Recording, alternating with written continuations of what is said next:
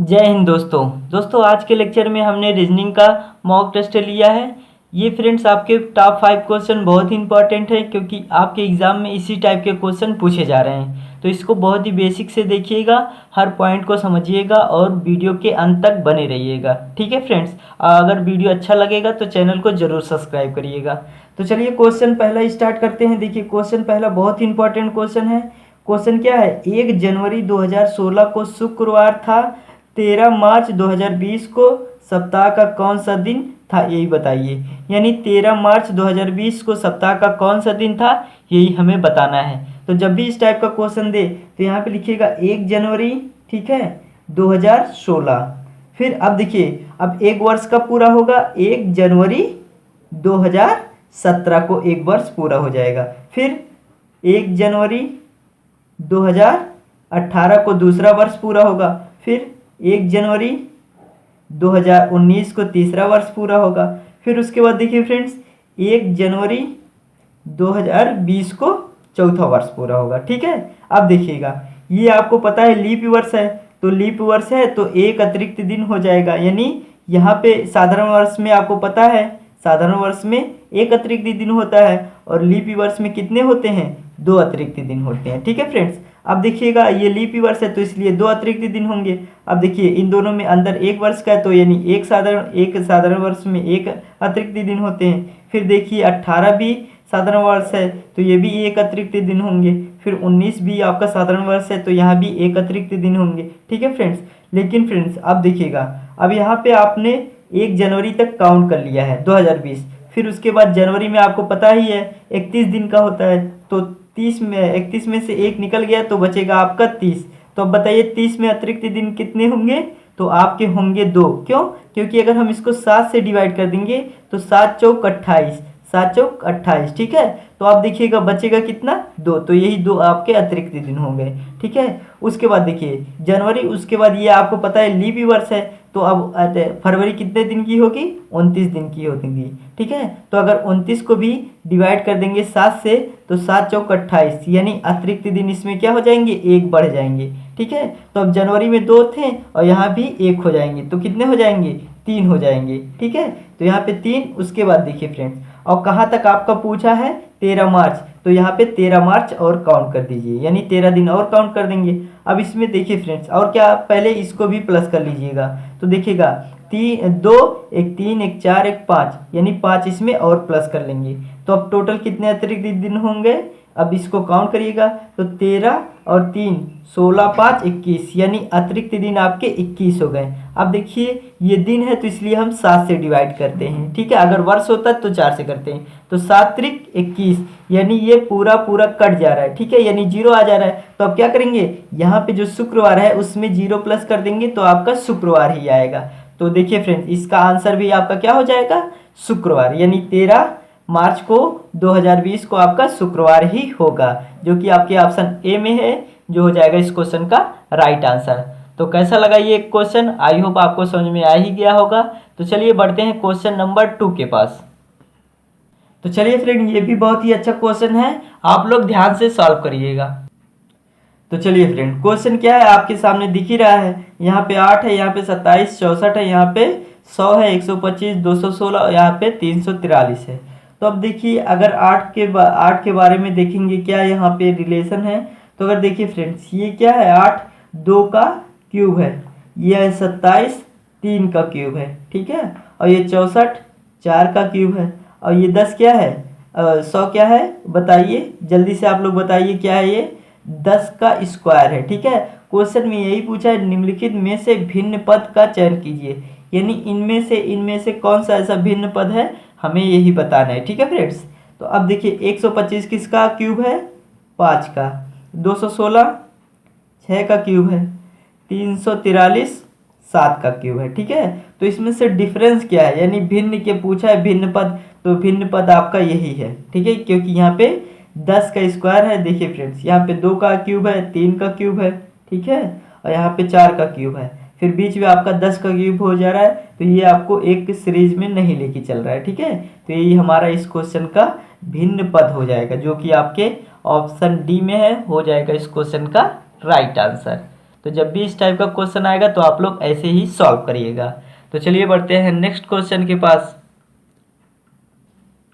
तो चलिए friend, question number तीसरा भी बहुत ही प्यारा क्वेश्चन है।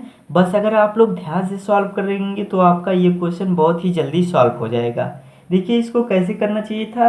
क्वेश्चन ये है कि यदि NORMAL को RPNLBM के रूप में कूटबद्ध किया जाता है तब GATHER का कूट क्या होगा। ठीक है, यानी इसका कूट क्या होगा यही आपसे पूछ रहा है।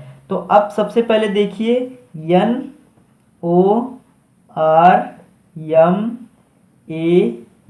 ठीक है, ये आपका है। उसके बाद देखिए फ्रेंड्स, ध्यान से देखिएगा, अब इसके नीचे क्या लिखेंगे, RPNLBM,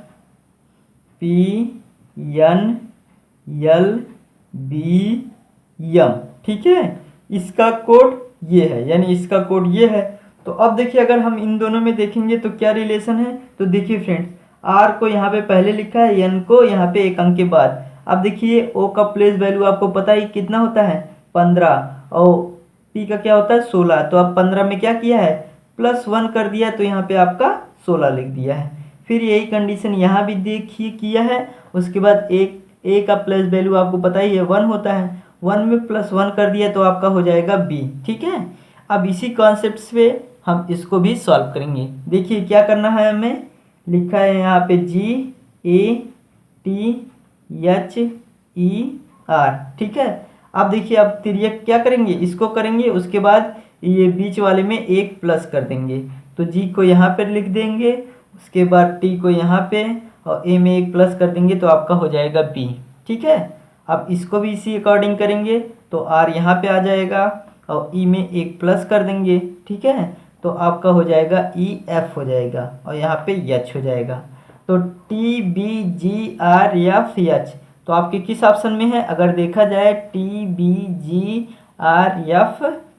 आपके ऑप्शन डी में है, जो हो जाएगा इस क्वेश्चन का राइट आंसर। तो जब भी इस टाइप का क्वेश्चन आएगा तो फ्रेंड्स आप लोग ऐसे ही सॉल्व करिएगा। तो चलिए अगला क्वेश्चन देखते हैं। तो चलिए फ्रेंड, क्वेश्चन नंबर 4 भी आपके सामने आ गया, जो कि बहुत इंपॉर्टेंट क्वेश्चन है। क्वेश्चन क्या है, निम्नलिखित प्रश्न में चुने गए विकल्पों में से संबंधित संख्या को चुनिए। यानी इनमें से इन दोनों में क्या संबंध है, वही हमारा इस संबंध को सॉल्व करना है। ठीक है, तो अब देखिए फ्रेंड्स, अगर यहाँ पे 56 है, 41 लाना है, तो हम क्या कर सकते हैं। तो देखिए फ्रेंड्स, कई टाइप से इसको सॉल्व कर सकते हैं। पहले अगर इन दोनों का योग कर दें तो हो जाएगा 11। ठीक है, तो अगर 11 है, 11 में हम क्या कर दें ताकि हमारा 41 आ जाए। तो अगर फ्रेंड्स हम 4 मल्टीप्लाई कर देते हैं तो 11 चौक 44 हो जाएगा। 44 में अगर आप लोग 3 माइनस कर देंगे तो आपका क्या हो जाएगा, 41। ठीक है, अब यही कंडीशन यहाँ भी देखते हैं। तो 9 + 4 को काउंट कर देंगे तो 9 4 13 हो जाएगा। 13 में हम 4 का मल्टीप्लाई कर देंगे, उसके बाद -3, तो 13 चौके 52। 52 में अगर हम लोग 3 माइनस कर देते हैं तो आपका क्या जाएगा, बताइए, 49। तो आपके किसी ऑप्शन में है, हाँ है ऑप्शन में, ऑप्शन बी में है फ्रेंड्स। तो यही हो जाएगा इस क्वेश्चन का राइट आंसर। तो चलिए अगला क्वेश्चन देखते हैं, जो कि बहुत ही प्यारा क्वेश्चन है।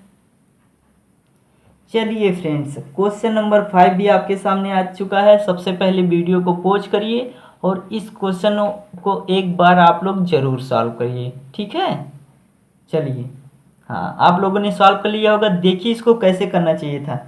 यहाँ पे 4 मल्टीप्लाई 9 मल्टीप्लाई कितना है, 3 है। ठीक है, तो अब अगर हम इसको मल्टीप्लाई कराएंगे तो काफ़ी बड़ा नंबर आ जाएगा। लेकिन फ्रेंड्स, अगर मल्टीप्लाई की जगह पे हम प्लस कर देते हैं तो देखिए क्या होता है, 9 4 13, 13 3 16। ठीक है, और यहाँ पे 4 है, तो अगर हम 16 का क्या कर दें, 16 का रूट निकाल दें तो आपका क्या हो जाएगा, 16 का रूट क्या होता है, 4। ठीक है, तो अब इसी कॉन्सेप्ट से इसको सॉल्व करेंगे। तो यानी 5 प्लस क्या करेंगे, 3 + 1 करेंगे, तो 5 3 8 8 1 9। अब देखिएगा 9 रूट में है, तो इसकी अगर रूट निकालेंगे 9 का तो इसका क्या होता है, 3, जो कि यहाँ पे दिया गया है। सेम कंडीशन यहाँ भी लगाएंगे, यानी 9 + 9 + 9 करेंगे और +7 कर देंगे। तो देखिएगा 9 दूनी 18, 18 2 20, 5 25, यानी 25 का अगर हम रूट निकाल देंगे तो आपका क्या हो जाएगा, 25 का रूट 5 होता है। ठीक है, तो यानी यहाँ पे क्वेश्चन मार्क के स्थान पे क्या आना चाहिए, 5 आना चाहिए। तो हमारे किस ऑप्शन में है, अगर देखा जाए तो आपके ऑप्शन सी में है, जो हो जाएगा इस क्वेश्चन का राइट आंसर। आई होप ये क्वेश्चन आपको 100% समझ में आ गया होगा।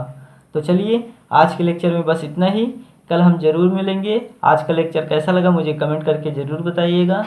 तो चलिए कल मिलते हैं, तब तक के लिए जय हिंद।